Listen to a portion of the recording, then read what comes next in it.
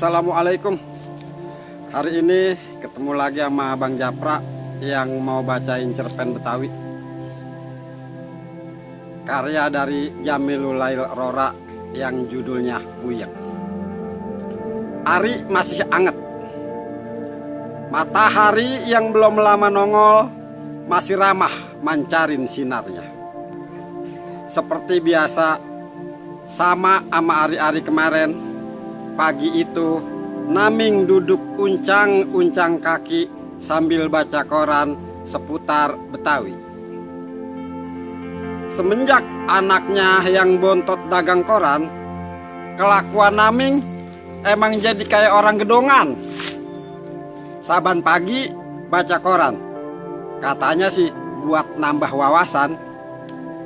Bedanya cuma di temen doang kalau sama orang gedongan. Kalau orang gedongan baca koran ditemenin roti sama susu. Nah, kalau Naming ditemenin kopi kental sama 2 potong pisang goreng.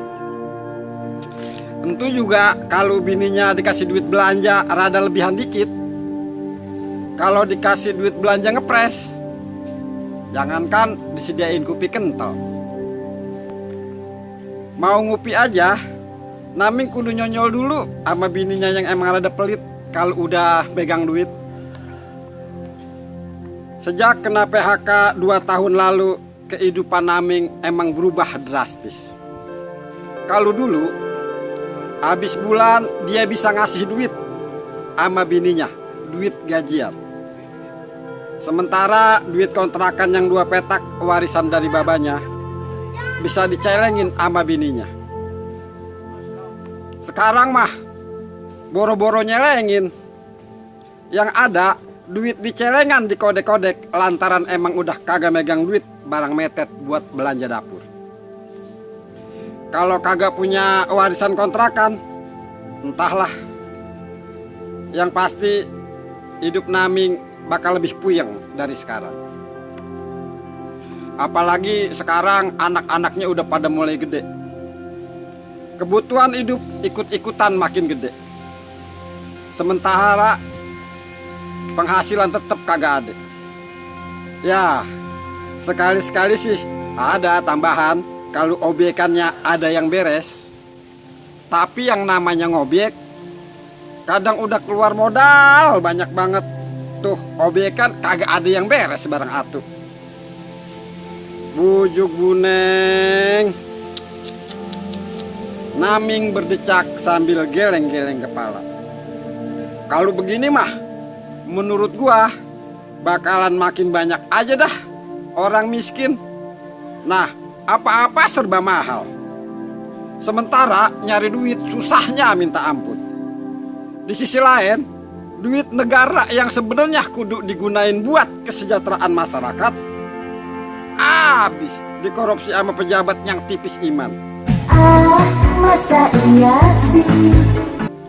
Gerutu Naming sambil terus manteng berita yang dibacanya di koran seputar Betawi.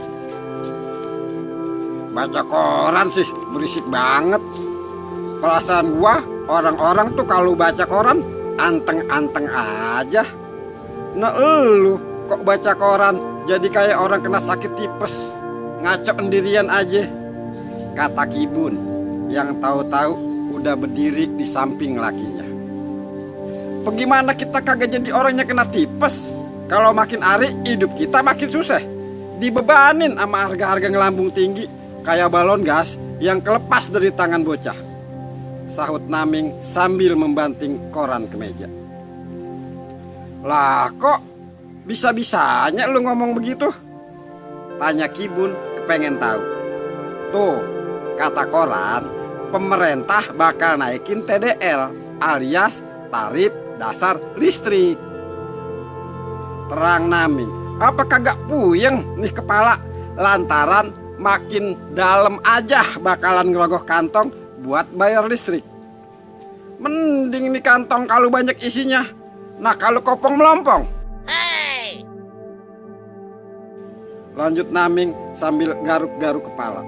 Makanya bang, jadi orang tuh yang getapan dikit nyari duit. Nah nih kalah sama anak sendiri. Anak mah bangun pagi-pagi terus nyari duit, sementara babanya masih ngopi aja mah ngerokok. Bun, hati-hati lu kalau bacot. Naming yang berasa diolok-olok bininya langsung mendelik, darah tingginya langsung kumat. Pagi-pagi udah ngajakin ribut aja. Dasar bini gak punya bakti loh sama laki. Lanjut Naming sambil ngebanting puntung rokoknya. Kibun yang tahu persis adat lakinya lantas nyengir. Coba ngademin perasaan lakinya yang lantas panas lantaran ngedenger omongannya tadi. Lalu katanya pelan, Bang, apa yang elu puyengin sekarang ini udah gua rasain dari kemarin-kemarin. Belanjaan dapur tuh harganya udah pada nyegek leher lantaran listrik sama bensin naik.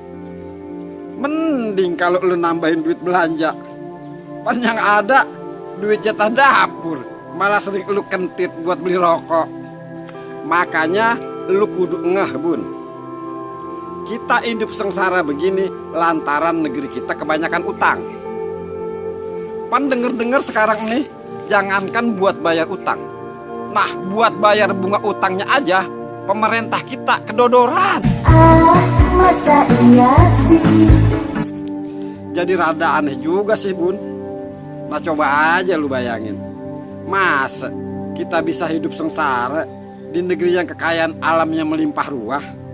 Kata Naming ngalihin omongan bininya yang udah nyerempet-nyerempet kebiasaannya ngentit duit jatah dapur buat kebutuhan beli rokok. Coba kalau penyakit para penggede yang suka korupsi bisa diilangin, kita nih selaku warga negara kagak bakalan menderita begini. Masa iya sih? Kita bakalan hidup makmur. Lanjut Nam. Kalau soal makmur mah, kita nih udah hidup makmur, Bang. Alias punya rumah sepetak, kasur butut, sama sumur. Loh, kalau diajak ngomong serius, bawaannya mau bercanda aja. Lah, habisnya kalau gua ngikut ngomong serius, bisa-bisa darah tinggi lu kumat lagi. Sahut Kibun. Merasa kena sindir bininya, Naming cengengesan. Cengengesan aja bisa lu. Udah pergi kemana kek nyari duit? Ngapain di rumah aja? Cuma ngabisin kopi sama air panas. Omel Kibun dalam hati. Nah, lu ngapa ngeliatin gue pakai melotot begitu? Tanya Naming rada heran ngeliat mata bininya yang belok nyerang ke arahnya. Kagak Bang, kata Kibun tergagap sambil buru-buru nundukin kepala. Gua mau masak dulu dah. Kesian ntar kalau si Mamat pulang nasi sampai belum mateng. Lanjut Kibun sambil melangkah lebar menuju dapur. Gua juga mau keluar, Bun. Kali-kali aja kalau ikhtiar mah ntar ada rezeki yang nyangkut. Di rumah juga ngapain, cuma nambah puyeng doang, kata Naming sambil bangkit dari duduk. Kibun menghentikan langkah. Dia balik tubuhnya yang rada gembrot lantaran suntik KB. Bener Bang, rezeki mah emang kudu dicari lantaran dia kagak bakalan datang sendiri, kata Kibun sama lakinya. Sementara dalam hatinya Kibun ngedumel. Nah, kalau lu aja di rumah makin puyeng, apalagi gua yang ngeliatin lu beteng-teng di dalam rumah kayak ayam jago kagak punya musuh. Masa iya sih? Ujung-ujungnya kan lu bakalan ngerokok lagi, terus ngorok. Bini mana yang kagak puyeng ngeliat laki yang masih doyan makan tapi culas banget sama nyari makan. Naming punya anak udah 3, masih kolokan aja kayak anak baru gede.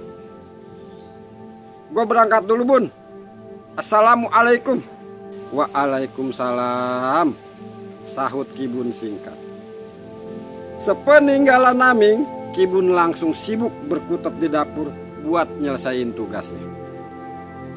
Dia kagak kepengen anak bontotnya pulang dagang koran, nasi sama lauk belum pada mateng. Apalagi habis dagang koran, si Mamat biasanya langsung siap-siap buat berangkat ke sekolah. Dalam hati, Kibun bersyukur punya anak kayak Mamat yang sungguh-sungguh usaha biar bisa nabung. Pengen kuliah karena kedua orang tuanya hidup Senin Kemis. Kalau puasa Senin Kemis, pahalanya banyak. Nah, kalau hidup Senin Kemis, bisik hati Kibun sambil mesem-mesem. Oke, itu dia cerpen Betawi karya Bang Jamilul Airora yang judulnya Puyet. Wassalam. Salam Betawi ngaprak. Bersatu kita kompak, bicara kita ngap. It's the motherfucking Eagle Double G. Snoop Dogg. You know I'm